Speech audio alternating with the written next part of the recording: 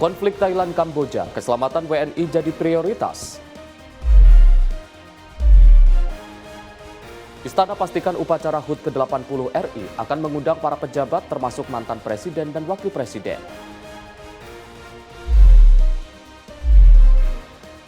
Indonesia-Inggris luncurkan dialog kebijakan AI. Cekcok, anggota TNI ditusuk.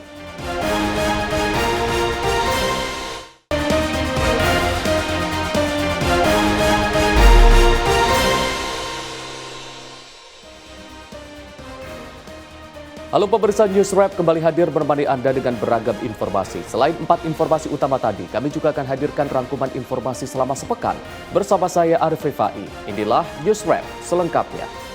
Pemirsa, Wakil Ketua DPR Dasko memastikan bahwa pemerintah melalui Kementerian Luar Negeri telah melakukan komunikasi kepada 15 WNI yang berada di perbatasan konflik Thailand dan Kamboja. Dasko berharap keadaan di perbatasan dapat segera membaik, terlebih negara Kamboja sepakat untuk melakukan gencatan senjata dengan Thailand. Konflik yang terjadi antara Thailand dengan Kamboja menimbulkan kekhawatiran terhadap keselamatan dan keamanan para WNI yang berada di perbatasan.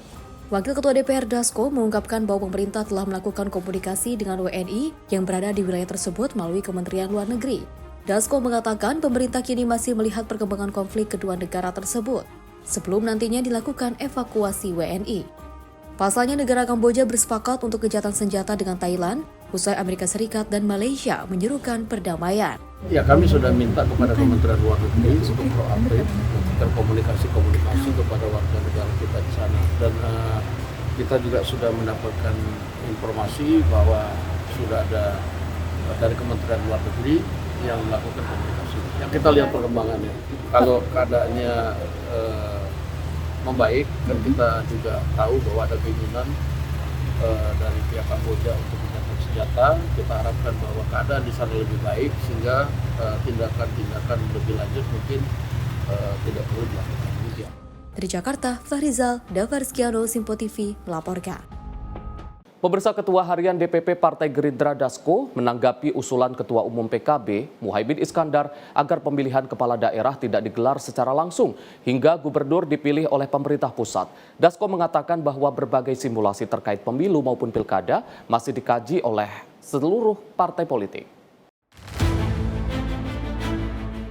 Wakil Ketua DPR sekaligus Ketua Harian DPP Partai Gerindra Dasko mengungkapkan bahwa saat ini simulasi-simulasi tentang pemilu maupun pilkada masih dikaji oleh seluruh partai politik. Hal itu diungkapkannya saat menanggapi usulan dari Ketua Umum Partai PKB Muhaimin Iskandar agar pemilihan kepala daerah tidak digelar secara langsung hingga gubernur dipilih oleh pemerintah pusat. Dasko mengatakan hasil kajian dari masing-masing partai politik akan diputuskan dengan ketentuan aturan pemilu dan pilkada bersama pemerintah dan DPR.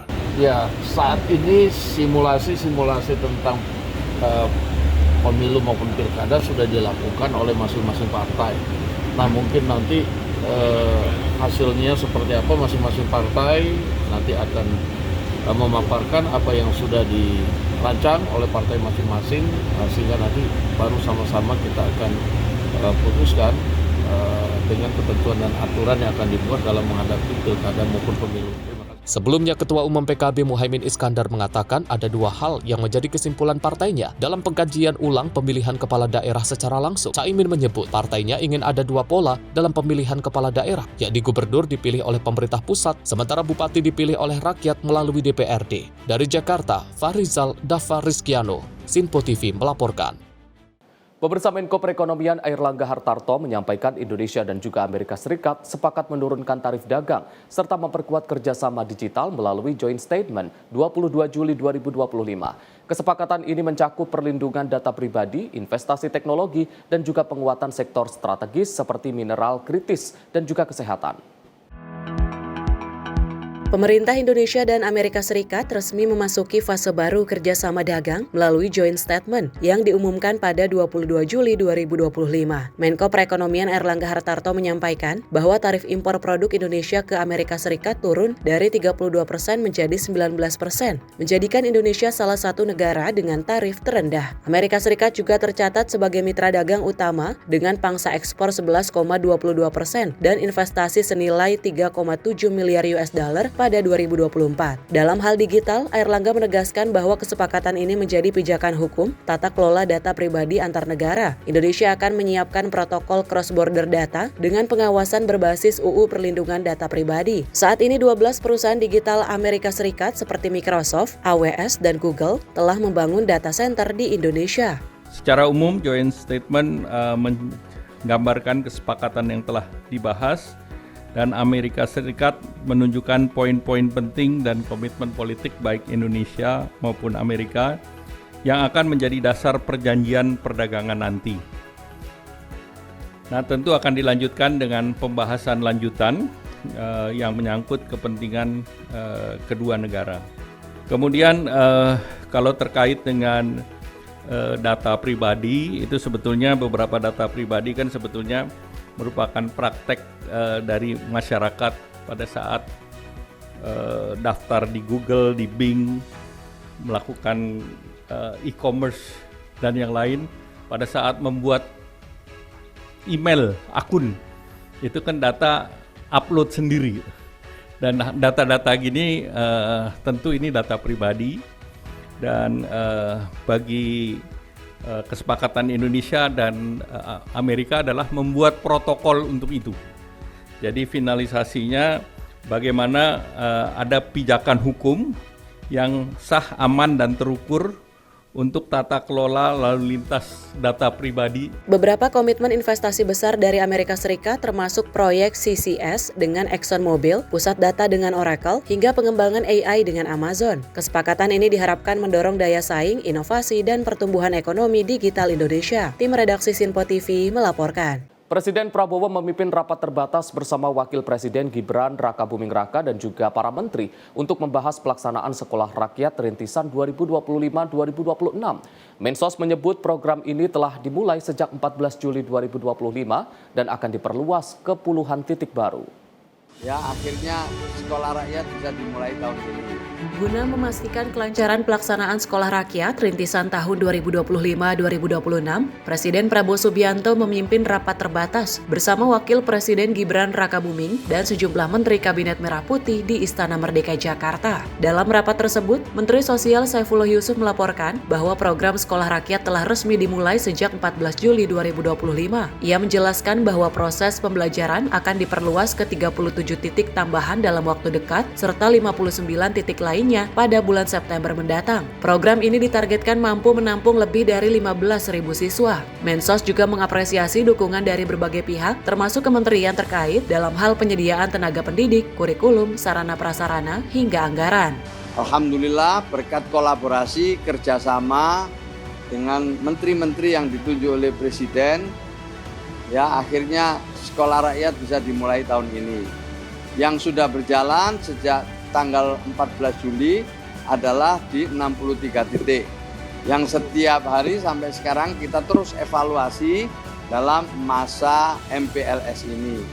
Dari 190 titik penyelenggaraan Sekolah Rakyat Rintisan tahun 2025 itu bisa menampung kurang lebih sekitar 15.000 siswa sekolah rakyat dan melibatkan lebih dari 2.000 guru dan lebih dari 4.000 tenaga kependidikan lainnya seperti wali asrama, wali asuh, dan lain sebagainya. Pada saatnya nanti kalau semuanya sudah siap, insya Allah Presiden akan meluncurkan secara langsung proses pembelajaran Sekolah Rakyat tahun ini.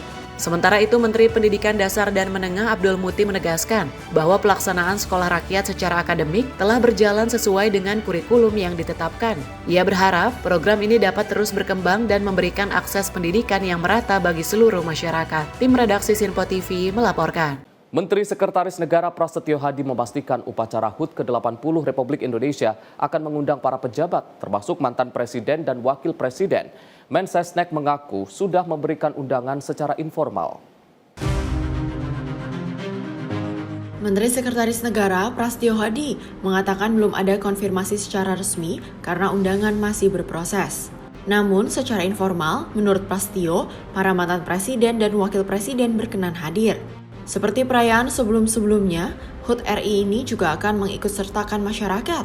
Namun mekanismenya sejauh ini masih dalam pembahasan.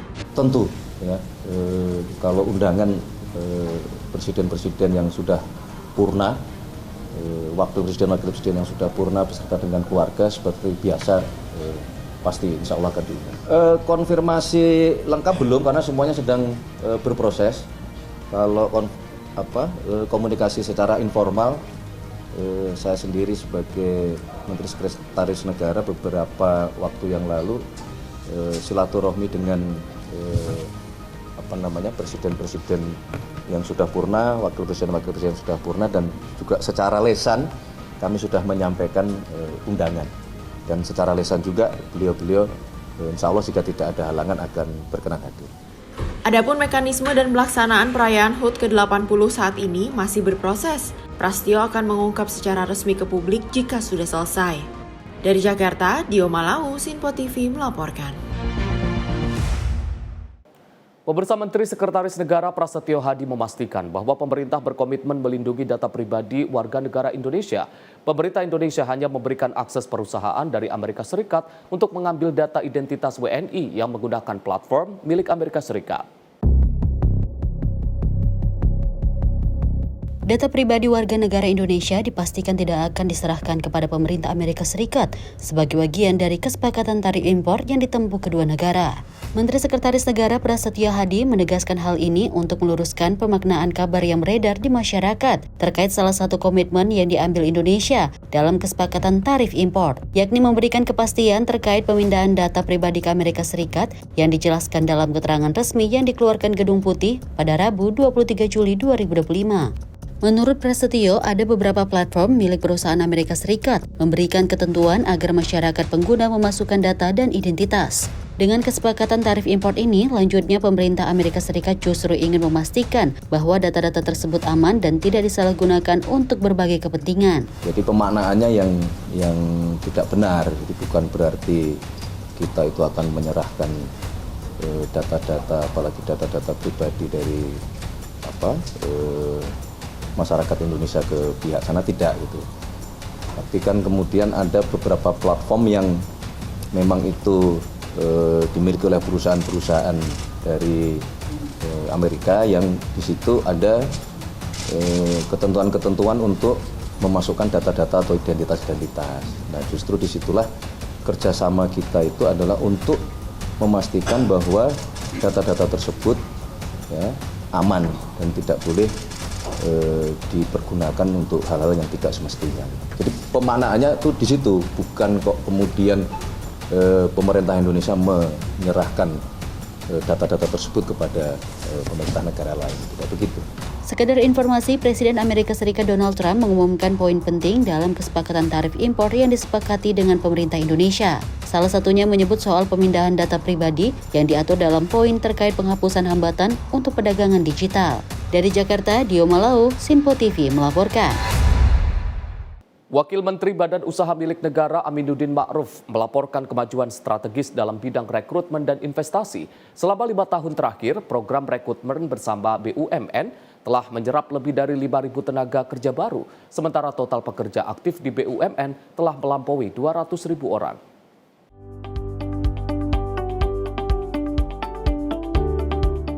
Wakil Menteri BUMN menyatakan sejak 5 tahun terakhir, Kementerian BUMN telah melakukan langkah strategis dalam penyerapan tenaga kerja melalui program rekrutmen bersama. Program ini melibatkan seluruh badan usaha milik negara untuk melakukan rekrutmen secara terpadu, transparan, dan merata. Sepanjang periode tersebut, lebih dari 5.000 orang tenaga kerja baru telah direkrut melalui program ini. Secara total, jumlah pekerja di seluruh BUMN saat ini, tidak termasuk anak dan cucu perusahaan, telah melampaui 200.000 orang. Wakil Kementerian BUMN menegaskan kunci utama penyerapan tenaga kerja adalah pertumbuhan investasi. Untuk itu, Kementerian BUMN akan terus mendorong setiap badan usaha milik negara untuk meningkatkan investasi di berbagai sektor strategis sehingga bisa menciptakan lapangan kerja baru dan menjaga laju pertumbuhan ekonomi nasional. Dari Kementerian BUMN, memang 5 tahun terakhir kami di Kementerian BUMN melaksanakan apa yang namanya rekrutmen bersama.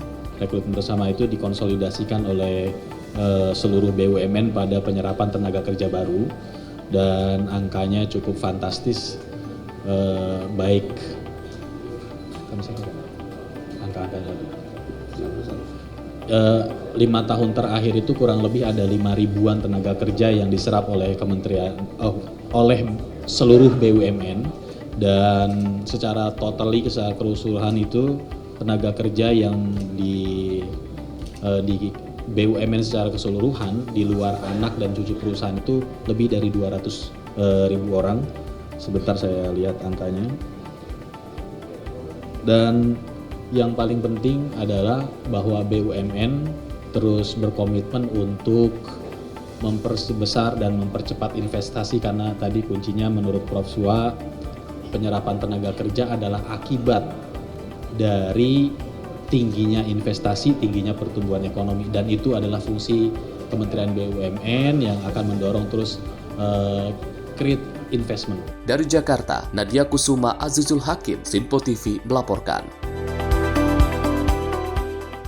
Wakil Ketua Komisi 10 DPR lalu Hadrian Irfani mengapresiasi pemerintahan Presiden Prabowo Subianto yang berhasil menurunkan angka kemiskinan berdasarkan hasil Badan Pusat Statistik atau BPS. Lalu menyebut penurunan itu tak terlepas dari beberapa faktor penting, yakni pendidikan dan juga kebudayaan. Kinerja pemerintah di bawah pimpinan Presiden Prabowo Subianto cukup luar biasa dan kami mengapresiasi. Badan Pusat Statistik kembali merilis angka kemiskinan terbaru yang menunjukkan bahwa Indonesia mengalami penurunan angka kemiskinan. Menanggapi hal tersebut, Wakil Ketua Komisi 10 DPR RI lalu Hadrian Irfani mengapresiasi kinerja pemerintahan di bawah kepemimpinan Presiden Prabowo Subianto. Dirinya mengatakan, Komisi 10 yang membidangi pendidikan dan kebudayaan menganggap penurunan angka kemiskinan ini tidak terlepas dari dua faktor tersebut. Meningkatnya kesadaran pendidikan dan kebudayaan di tengah masyarakat dengan memelihara dan menonjolkan dua aspek itu dapat membantu mengurangi menurunnya angka kemiskinan. Penurunan angka kemiskinan yang baru-baru ini dirilis oleh Badan Pusat Statistik menunjukkan bahwa kinerja pemerintah di bawah pimpinan Presiden Prabowo Subianto cukup luar biasa dan kami mengapresiasi. Kami di Komisi 10 yang membidangi pendidikan dan kebudayaan, tentu penurunan angka kemiskinan tersebut tidak terlepas dari dua sektor tersebut. Meningkatnya pendidikan di masyarakat dan tentu dengan budaya yang hari ini ditonjolkan, dipelihara, kemudian menjadi fokus pemerintah juga membantu menurunkan sektor kemiskinan di negara kita. Dari Jakarta, Zuliandri Ahmad Amin, Sinpo TV melaporkan. Pemirsa, informasi lainnya akan kami hadirkan usai jeda. Tetaplah bersama kami di News Wrap.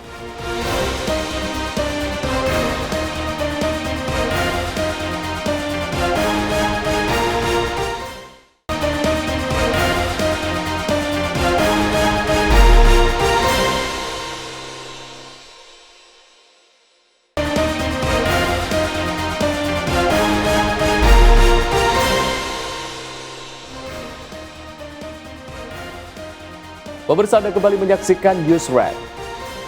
Untuk memastikan penanganan kebakaran hutan dan juga lahan berjalan optimal, Wakil Presiden Gibran Rakabuming Raka melakukan kunjungan langsung ke Posko Karhutla di Riau. Dalam kunjungannya, Wapres menekankan pentingnya upaya pencegahan dan juga pengawasan pembukaan lahan, sekaligus mengapresiasi strategi terpadu seperti modifikasi cuaca dan juga waterbombing yang telah menunjukkan hasil positif.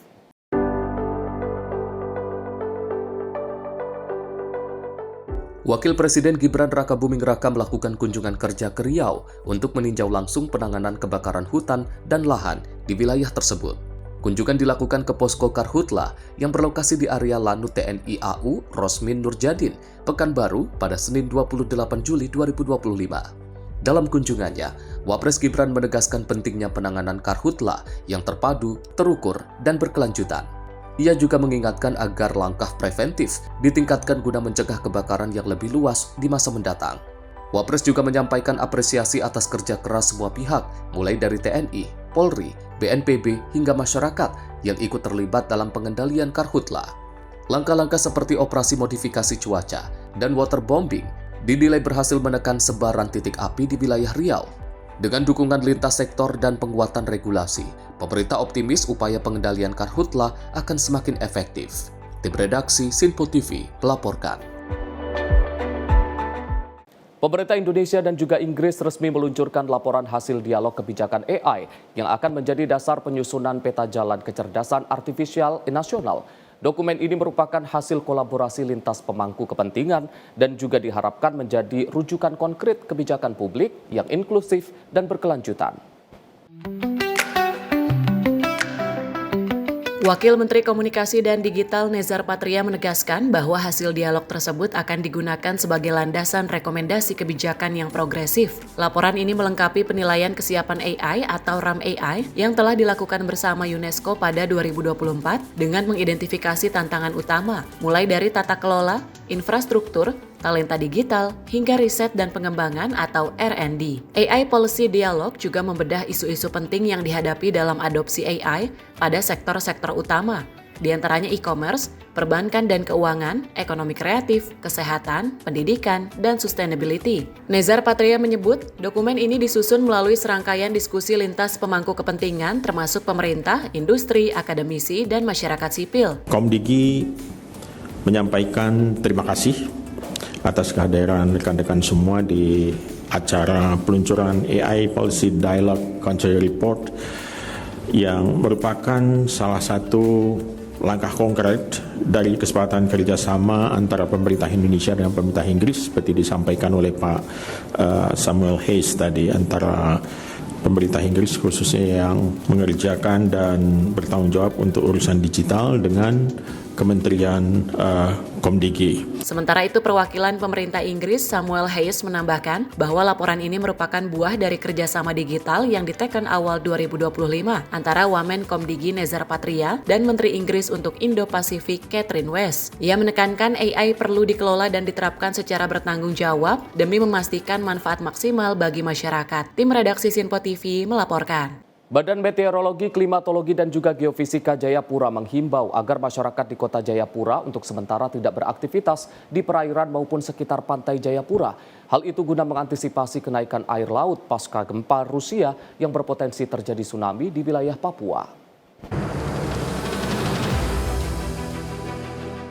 Pasca gempa bumi tektonik berkekuatan 8,7 magnitudo yang mengguncang dekat pesisir timur Kamchatka, Rusia pada Rabu pagi, nampaknya berdampak juga hingga ke Indonesia, khususnya wilayah Indonesia Timur. Pihak BMKG sendiri telah mengeluarkan dampak tsunami di 10 daerah di Indonesia, yaitu Kepulauan Talaut, Halmahera Utara, Manokwari, Raja Ampat, Biak Numfor, Supiori, Sorong Jayapura, Sarmi, dan Gorontalo. 9 daerah tersebut masih dalam status waspada, sedangkan untuk Kota Jayapura masuk dalam status siaga. Menurut Prakirawan BMKG Jayapura Danang mengatakan akibat gempa di Rusia, Kota Jayapura termasuk yang akan mengalami dampak tsunami. Untuk itu dihimbau kepada warga agar tidak beraktivitas di sekitar laut dan pantai. Kekuatan 8,7 di wilayah Kamchatka Rusia pada pukul 8:24 waktu Indonesia Timur. Gempa ini berdampak di wilayah Indonesia, terutama di wilayah Papua. Dampak yang ditimbulkan adalah beberapa wilayah di sekitar perairan utara Papua berpotensi untuk terjadi tsunami akibat gempa ini.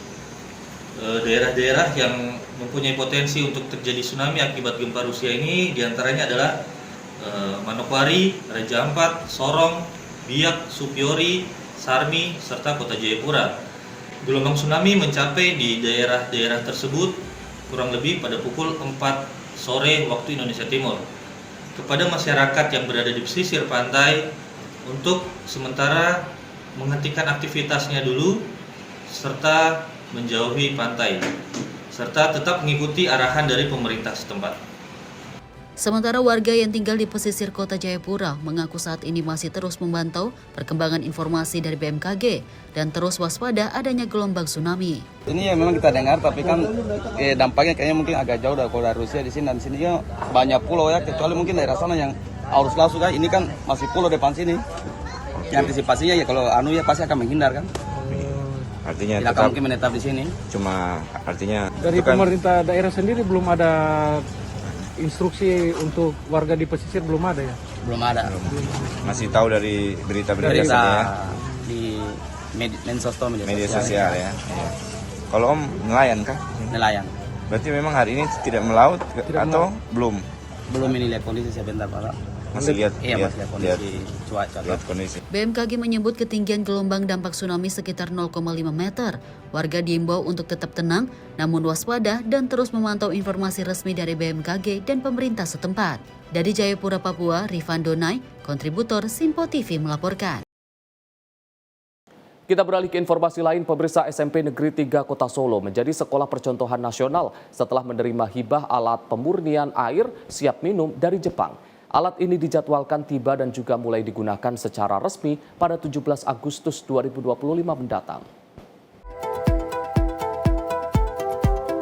Sekolah Menengah Pertama Negeri 3 Kota Solo, Jawa Tengah mendapatkan hibah alat pemurnian air siap minum. Kepala Sekolah SMP Negeri 3 Kota Solo, Kucisti Ike menjelaskan, sekolahnya menjadi percontohan nasional program tersebut dan pelaksanaan uji coba. Dalam uji coba yang dilakukan, air sekitar sekolah yakni air kolam dipergunakan dan disaksikan oleh Dinas Kesehatan dan Dinas Pendidikan Kota Solo. Direncanakan alat secara resmi akan datang dan dipergunakan pada 17 Agustus 2025. Dengan pemasangan sekitar 6 hari dan setelah itu sudah siap untuk dipergunakan untuk seluruh 750 siswa dan 60 guru. Kucisti juga mengaku saat mencoba air dari alat tersebut, air terasa lebih segar dari air yang diminum setiap harinya. Untuk sertifikat alat tersebut, Kucisti menjelaskan bahwa alat tersebut sudah terverifikasi dari pemerintah Jepang, kemudian akan ditindaklanjuti oleh pemerintah Indonesia. Bahwasannya SMP Negeri 3 Kota Surakarta akan menjadi sekolah percontohan nasional. Ini baru satu-satunya di Indonesia yang akan mendapatkan hibah dari pemerintah Jepang terkait alat untuk penjernih dan juga pembunuh kuman yang ada di air, sehingga air yang sudah dimasukkan ke dalam alat tadi, ketika tadi sudah dijelaskan oleh tim, itu air itu sudah tidak akan muncul bakteri-bakteri lagi, sehingga sudah bisa diminum langsung dari keran. Untuk diketahui, mesin ini berfungsi untuk membunuh kuman. Karena itulah dilakukan kerjasama dengan pemerintah Kota Solo untuk pemerataan alat. Dari Solo, Jawa Tengah, Raditya Hermansyah, kontributor Simpo TV melaporkan. Pemirsa, untuk mengantisipasi keresahan warga Kota Bogor, Jawa Barat akan beras oplosan di pasaran, Wali Kota Bogor Dedi Ar-Rahim beserta tim melakukan inspeksi mendadak di gudang Bulog Dramaga Bogor pada Senin 28 Juli 2025. Wali Kota Bogor mengaku kondisi pasokan dan juga kualitas beras miskin maupun SPHP masih aman dan juga memiliki kualitas bagus untuk dikonsumsi warga.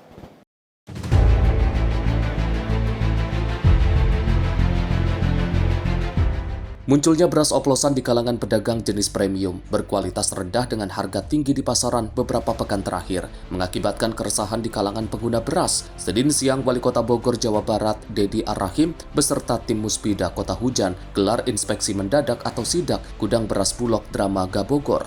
Selain untuk memastikan kualitas beras di pasaran yang dipasok Bulog, Wali Kota Bogor pun mengaku pasokan beras untuk warga Kota Hujan aman hingga beberapa bulan ke depan. Beras bantuan pangan hingga beras SPHP yang dipasok Bulog untuk warga miskin tersebut hingga kini dipastikan aman setelah sebelumnya Wali Kota pun mendatangi pasar tradisional akan beras eceran jenis premium maupun beras murah. Pemerintah Kota Bogor ingin memastikan kesediaan stok pangan, ya terutama untuk bantuan pangan masyarakat Bogor itu ada di kisaran 800 ton. Nah, sudah mulai disalurkan dan insya Allah selesai di pertengahan Agustus. Sekalian juga kita mengecek stok pangan ya untuk kota, khususnya Kota Bogor karena gudangnya kan ada di wilayah kabupaten namun meliputi juga wilayah Kota Bogor. Nah, dilihat dari kondisi gudang ini baru salah satu gudang saja. Ini kelihatannya sih aman sampai berapa bulan ke depan, Di pasar Pak Kepala kita melihat juga sebetulnya pasokan sih aman ya. Memang ada kekhawatiran dari masyarakat terkait dengan oplosan itu. Yang ketiga ya daya beli masyarakat ya di Kota Bogor relatif masih aman. Mudah-mudahan juga ke depan ekonominya tumbuh sehingga tidak ada kekhawatiran masyarakat untuk menyiapkan atau membeli beras ya, baik secara harian maupun secara bulanan. Kami minta kepada Bulog stok pangan untuk masyarakat Kota Bogor aman. 800 ton pasokan beras pangan warga Kota Hujan yang dipasok Bulog untuk diberikan setiap warga miskin kali ini untuk saat ini dipastikan aman dan memiliki kualitas bagus untuk dikonsumsi warga. Dan untuk pasokan beras yang di gudang Bulog dinyatakan aman hingga beberapa pekan terakhir, begitu juga dengan beras SPHP yang ada di gudang Bulog. Dari Bogor, tim kontributor melaporkan. Menteri Pemuda dan Olahraga Dito Aryo Tejo menghadiri babak final seleksi nasional tinju Piala Menpora 2025. Kegiatan ini dinilai sebagai langkah strategis untuk membangun tinju Indonesia yang lebih solid dan juga kompetitif. Menteri Pemuda dan Olahraga Republik Indonesia Dito Aryo Tejo menghadiri final seleksi nasional cabang olahraga tinju yang bertajuk Piala Menpora 2025 di Hall Basket Kompleks Gelora Bung Karno, Senayan, Jakarta. Seleknas tinju Piala Menpora 2025 ini merupakan langkah konkret dan tanggung jawab pemerintah dalam menyikapi dinamika tinju amatir di Indonesia. Pelaksanaan seleknas ini juga bukan hanya sebagai ajang penyaringan atlet terbaik dari seluruh Indonesia, tetapi juga sebagai langkah strategis untuk tinju Indonesia yang solid dan kompetitif. Seleknas tinju ini diikuti para atlet tinju berbakat dan berprestasi di kancah regional, nasional, maupun internasional yang ada di Indonesia. Sementara itu kategori yang ada, yakni kategori Elite Men 9 kelas dan Elite Women 8 kelas, serta usia 18 hingga 39 tahun. Ya, ini Kemenpora mengambil alih seleknas karena memang ada suatu dinamika yang terjadi dalam organisasi tinju Indonesia, dan alhamdulillah hari ini dihadiri oleh seluruh peserta tinju yang potensi Indonesia dan seluruh dari program daerah yang ada sudah menang ya. Dan selanjutnya kami akan berangkat untuk persiapan pelatnas SEA Games. Tim redaksi Sinpo TV melaporkan. Rencana pemerintah Provinsi DKI Jakarta untuk membangun flyover Latu Menten, Jakarta Barat disambut baik oleh DPRD DKI Jakarta. Pembangunan flyover ini merupakan langkah strategis mengurangi kemacetan khususnya di kawasan Grogol, Jakarta Barat.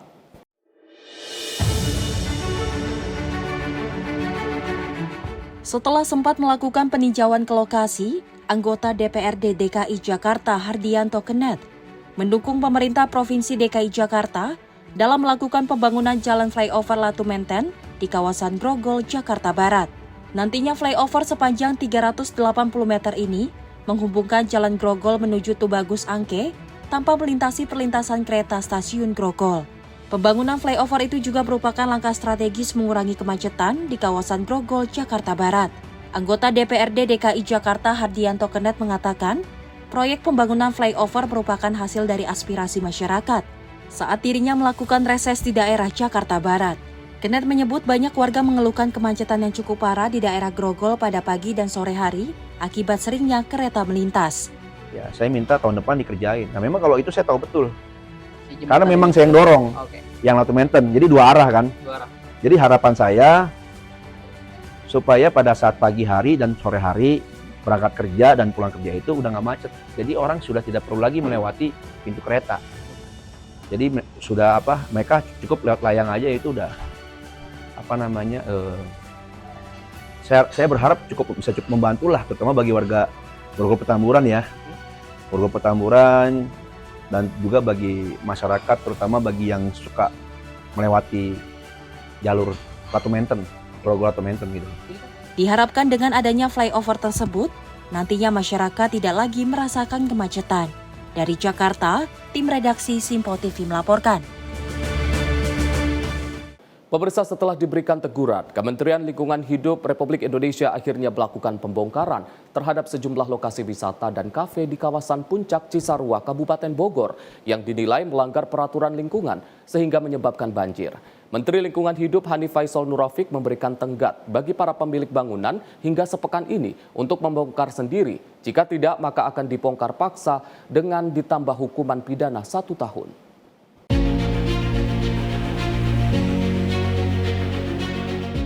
Sejumlah petugas unit Gakum Kementerian LH bersama sejumlah pekerja membongkar langsung kafe yang menjadi salah satu ikon wisata di kawasan Puncak, Kecamatan Cisarua, Kabupaten Bogor, Jawa Barat. Saat ini terdapat 33 lokasi wisata dan kafe yang dinyatakan melanggar sehingga harus dibongkar. Dari jumlah 9 diantaranya sudah memiliki izin, namun dicabut izinnya oleh Kementerian Lingkungan Hidup. Dan saat ini 7 unit usaha kafe atau lokasi wisata sudah mulai dibongkar. Hanif mengungkapkan pembongkaran sejumlah lokasi wisata Puncak ini masih juga bersifat sukarela. Artinya pihak pengelola kafe maupun pemilik lokasi wisata yang melanggar diperbolehkan membongkar sendiri. 13 KSO yang telah kita berikan sanksi dan telah habis masa tenggatnya agar segera membongkar, paling lambat Agustus akhir sudah selesai.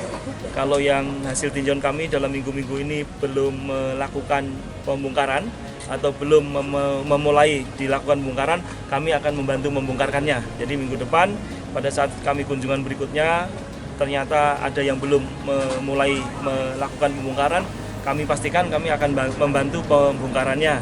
Kalau sampai minggu ini tidak ada action seperti ini, kami akan membantu membongkarkannya dan kepadanya akan kami kenakan pidana pemberatan dengan sanksi pidana penjara 1 tahun sesuai dengan Undang-Undang 32 2009 pasal 114 juga pemberatan sanksi administrasi lainnya.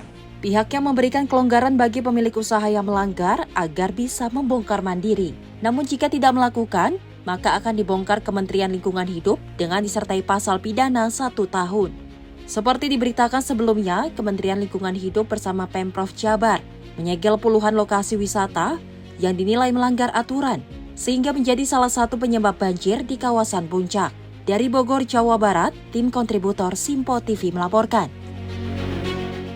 Pemirsa, informasi lainnya akan kami hadirkan usai jeda. Tetaplah bersama kami di News Wrap.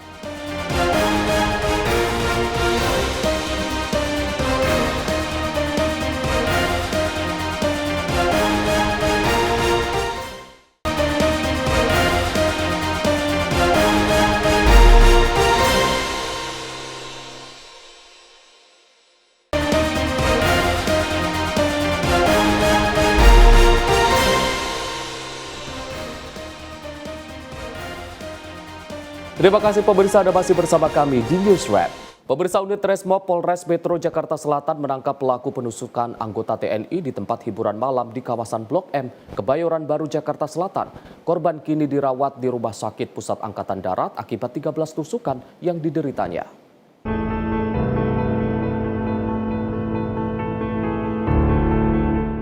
Inilah rekaman CCTV sebelum peristiwa penusukan yang dialami salah seorang anggota TNI berinisial RU di sebuah tempat hiburan malam di kawasan Blok M Kebayoran Baru, Jakarta Selatan.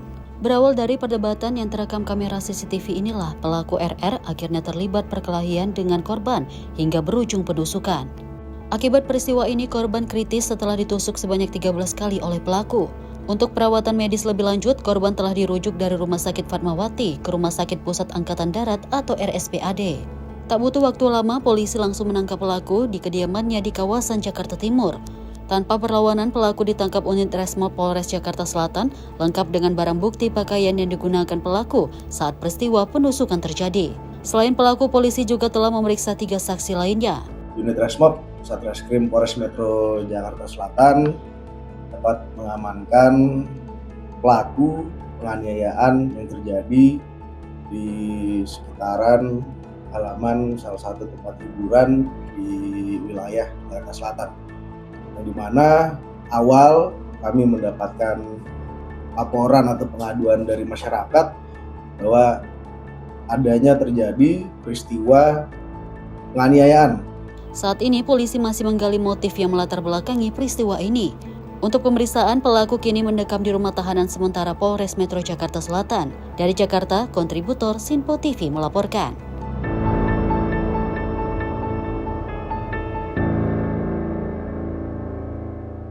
Sempat viral di media sosial seorang juru parkir liar yang meminta uang dengan cara paksa kepada sejumlah muda-mudi di kawasan Bundaran HI Menteng, Jakarta Pusat akhirnya berhasil diringkus polisi.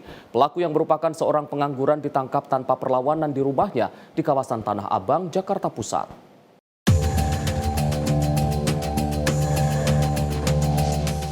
Wajahnya sempat seliweran di media sosial, MA remaja berusia 18 tahun yang terlibat cekcok mulut dengan sejumlah muda-mudi di depan halte bus Transjakarta, Bundaran Hotel Indonesia, akhirnya berhasil diringkus aparat Polsek Menteng. MA diamankan tanpa perlawanan di kediamannya di kawasan Tanah Abang, Jakarta Pusat.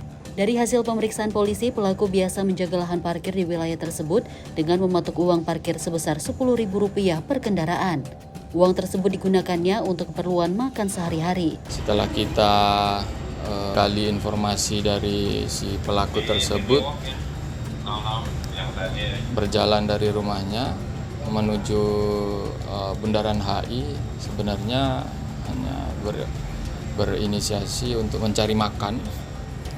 Lanjut untuk ke tepatnya di depan Plaza Indonesia, melihat ada 4 sepeda motor yang terparkir, kemudian meminta uang kepada si pengendara. Selanjutnya terjadi cekcok pada si pengendara, terutama pengendara wanita, dan dengan secara spontan ya udah memberikan duit sebesar 20.000 rupiah. Selanjutnya duit tersebut dibelanjakan untuk makan.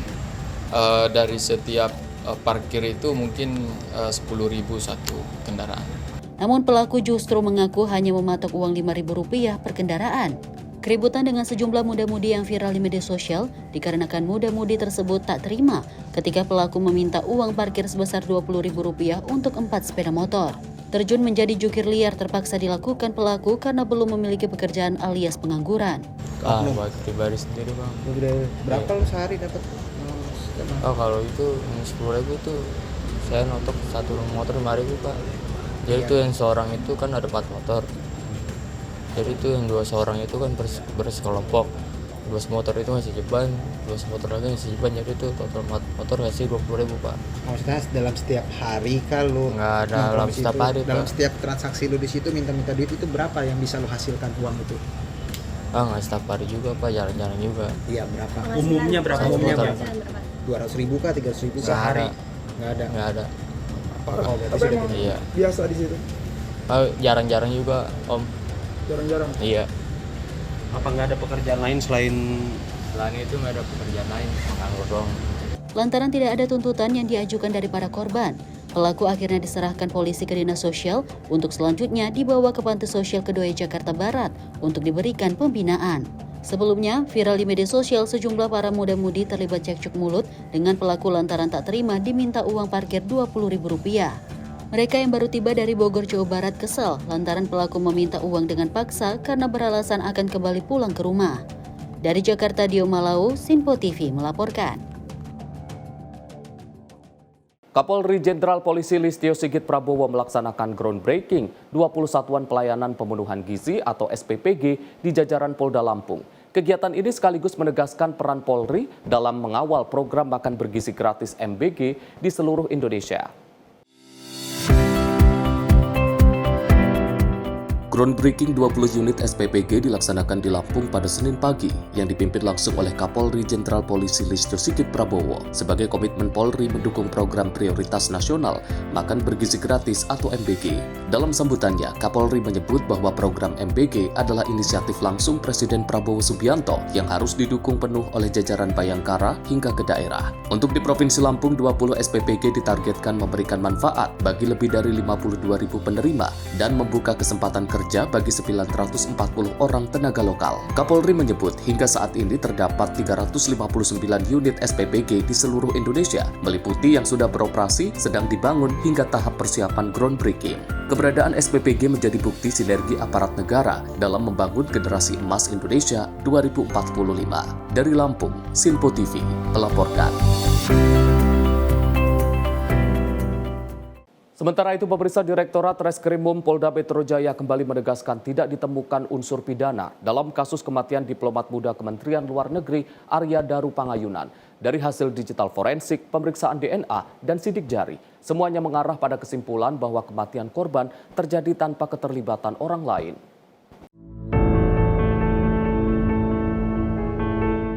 Direktur Reskrimum Polda Metro Jaya, Kombes Pol Wirasatya menjelaskan hasil lengkap penyelidikan kematian Arya Daru Pangayunan.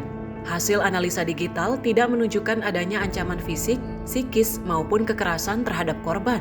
Wira mengungkapkan dalam pemeriksaan sidik jari pada lakban dan gelas kaca, menunjukkan semuanya merupakan milik korban sendiri. Wira menyatakan bahwa lakban kuning merek Daimaru telah dikonfirmasi dibeli oleh korban bersama istrinya di Yogyakarta pada bulan Juni 2025. Selain itu, hasil pemeriksaan DNA oleh Puslap 4 Barreskrim Polri juga menunjukkan tidak ada DNA milik orang lain yang ditemukan pada seluruh barang bukti yang diamankan penyidik di TKP. Jadi saya ulangi lagi, dari hasil penelitian secara digital tidak ditemukan ancaman fisik maupun psikis terhadap korban, termasuk ancaman kekerasan. Selanjutnya, berdasarkan hasil pemeriksaan sidik jari yang dilakukan oleh Pusiden Barreskrim Polri terhadap barang bukti berupa lakban kuning merek Daimaru dan 1 buah gelas kaca terhadap korban, bahwa lakban yang ditemukan pada jenazah adalah lakban yang dibeli ya, lakban yang dibeli bersama istrinya di salah satu toko di Yogyakarta. Ini kami sudah konfirmasi dan kemarin sampel yang sama itu sudah diserahkan sama kami. Kemarin sudah kita kembalikan lagi ya sampelnya kalau tidak salah ya.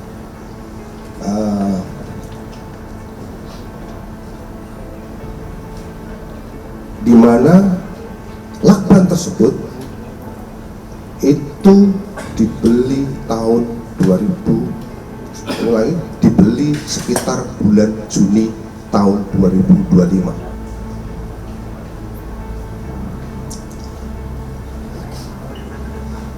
Selanjutnya, berdasarkan pemeriksaan daripada DNA yang dilakukan oleh Puslapor Barreskrim dengan meliti terhadap 11 barang bukti dan melakukan uji terhadap barang bukti yang ada, dengan hasil tidak ditemukan adanya DNA milik orang lain selain DNA milik korban, termasuk pada lakban dan barang bukti yang ada di TKP pada saat itu, mulai dari spray, kemudian sarung bantal, gelas dan lain sebagainya, itu hanya DNA milik korban. Dari Jakarta, Jihan Nabila, Azizul Hakim, Sinpo TV melaporkan. Seorang warga negara asing diamankan usai diduga membawa kabur uang dari sebuah money changer di Jalan Wana Segara, Kuta Bali. Para warga beramai-ramai mengejar dan juga menangkap pelaku yang berusaha membawa kabur uang senilai 190 juta rupiah.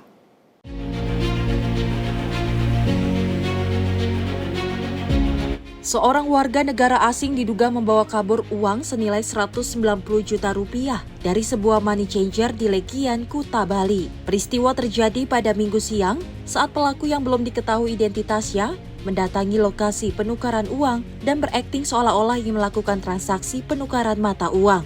Namun saat diberikan uang rupiah sejumlah 190 juta, pelaku justru kabur begitu saja tanpa menyelesaikan transaksi, membawa seluruh uang tunai yang sudah diberikan. Aksi kejar-kejaran pun terjadi. Pegawai money changer dan warga mengejar pelaku hingga berhasil menahannya di Jalan Wana Segara. Dalam video yang beredar terlihat uang pecahan 100.000 berserakan di jalan dan sebuah motor tergeletak, sementara pelaku yang tidak mengenakan baju atasan ditahan oleh warga. Kapolsek Kuta AKP Agus Riwayanto Diputra menyatakan bahwa pelaku saat ini sudah diamankan di Polsek Kuta untuk diperiksa lebih lanjut. Polisi terus melakukan penyelidikan menyeluruh serta mengumpulkan bukti-bukti untuk proses hukum lebih lanjut. Dari Jakarta, Aura Desmita, Sinpo TV melaporkan. Persatuan Catur Seluruh Indonesia atau Percasi DKI Jakarta menggelar musyawarah provinsi di Tavia Heritage Hotel, Jakarta Pusat. Musyawarah provinsi kali ini Herdianto Menet yang merupakan anggota DPRD Jakarta secara resmi terpilih menjadi Ketua Umum Percasi DKI Jakarta. Anggota DPRD DKI Jakarta Herdianto Kenneth secara resmi terpilih menjadi Ketua Umum Persatuan Catur Seluruh Indonesia atau Percasi DKI Jakarta periode 2025 hingga 2029. Kenneth terpilih melalui musyawarah Provinsi DKI Jakarta yang digelar di Tavia Heritage Hotel Jakarta Pusat. Dengan kepemimpinan baru, Kenneth berkomitmen akan memajukan Percasi DKI Jakarta, sekaligus menambah medali dengan membawa Percasi ke dalam kancah turnamen bergengsi. Dirinya juga memastikan olahraga catur akan masuk ke dalam cabang olahraga pada Pekan Olahraga Nasional atau PON 2028 di Nusa Tenggara Timur dan Nusa Tenggara Barat. Saya menerima tawaran menjadi ketua Percasi DKI karena saya suka catur ya, dan sebelumnya tidak punya keberanian untuk masuk ke dalam organisasi catur ini. Nah, tapi pada hari ini ya mungkin takdir berbicara lain. Ya saya coba memberanikan diri untuk mengambil amanah ini. Ya mudah-mudahan catur DKI ini ya pada saat saya pimpin ini bisa lebih maju lagi lah, bisa lebih maju, bisa lebih inklusif, bisa menambah medali lagi ya, terutama nanti kita kan menyongsong PON 2028 di NTT, karena kita tahu bahwa cabur catur ini tidak masuk dalam satu kategori cabur yang akan dipertandingkan. Nah, ini menjadi satu PR kita semua, terutama bagi pengurus Percasi DKI Jakarta. Nah, mungkin kita akan berkolaborasi dengan KONI DKI dan KONI Pusat ya, untuk memperjuangkan supaya cabur catur ini bisa masuk menjadi salah satu cabur yang dipertandingkan di PON 2028 NTT. Visi-misinya tadi Pak? Ya, saya ingin menjadikan Percasi Jakarta ini menjadi organisasi yang terbuka, transparan, inklusif, bisa menjadi rumah bagi semua lah, bagi pada insan catur, terutama yang berada di Jakarta. Mungkin kita terbuka juga, mungkin ada juga dari lansia, dari kaum dari insan catur lansia, atau mungkin juga dari disabilitas. Ya. Dari Jakarta, tim redaksi Sinpo TV melaporkan. Sekretaris Kabinet Letkol Teddy Indrawijaya menghadiri undangan dari Menteri Sosial Saifullah Yusuf dalam kunjungan ke Sekolah Rakyat Menengah Pertama 10 di Cibinong, Bogor, Jawa Barat. Teddy mengapresiasi nilai-nilai karakter yang diajarkan di sekolah dan berharap sekolah rakyat membuka jalan bagi masa depan keluarga kurang mampu.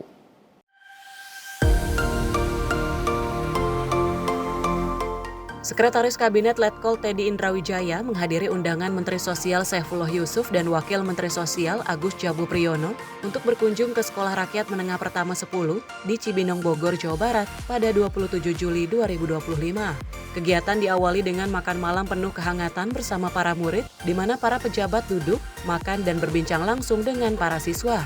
Seskap Teddy menyampaikan apresiasi atas nilai-nilai karakter dan kesopanan yang ditanamkan para guru. Ia menyoroti kebiasaan positif siswa seperti memberi laporan sebelum dan sesudah makan, serta menghormati orang yang lebih tua. Setelah makan malam, ia berkeliling menyapa meja-meja siswa dan melayani permintaan foto bersama, menciptakan suasana penuh tawa dan kedekatan. Selain makan malam, Teddy juga mengikuti sholat berjamaah bersama para siswa. Ia juga meninjau berbagai fasilitas seperti ruang kelas, asrama, laboratorium komputer, dan lapangan olahraga.